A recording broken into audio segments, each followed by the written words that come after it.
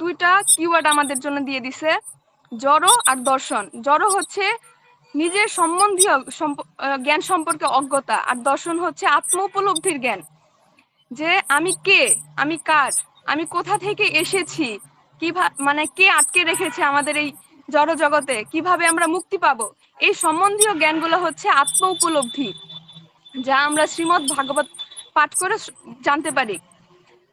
তারপর হচ্ছে যে জায়গায় বলা হচ্ছে যে যখন আমরা জড় জ্ঞানে আবদ্ধ থাকি তখন সবসময় দুশ্চিন্তাগ্রস্ত থাকি, সবসময় ভিতরে একটা অশান্তি ভাব থাকে, কখনো শান্তিটা থাকে না।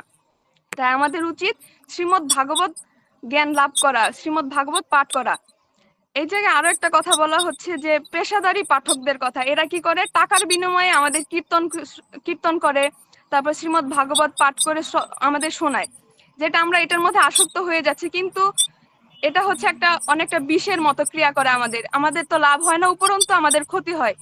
আমাদের প্রভুপাদ একটা সুন্দর এই জায়গায় একটা কথা বলছে যে একটা বুলেট যদি আমরা হাত দিয়ে নিক্ষেপ করি তাহলে লক্ষ্যভেদ সেটা করতে পারে না, কিন্তু যদি আমরা পিস্তলের মধ্যে সেই বুলেটটা দিয়ে লক্ষ্যভেদ করার চেষ্টা করি তাহলে সেটা আমরা লক্ষ্যভেদ করতে পারি।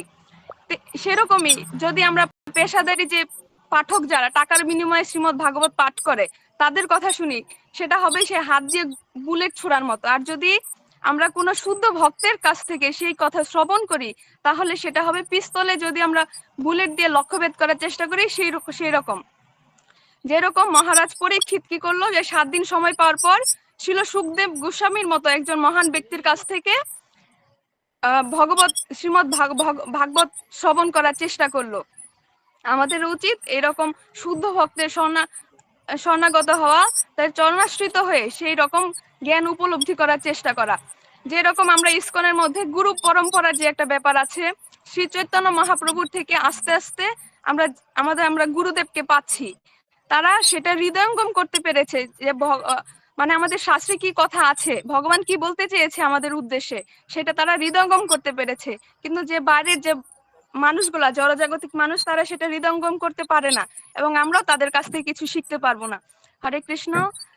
আমি এতটুকুই বুঝেছি এই জায়গা থেকে। কারো যদি কোনো কোয়েশ্চেন থাকে বা কিছু বলার থাকে তাহলে বলতে পারেন।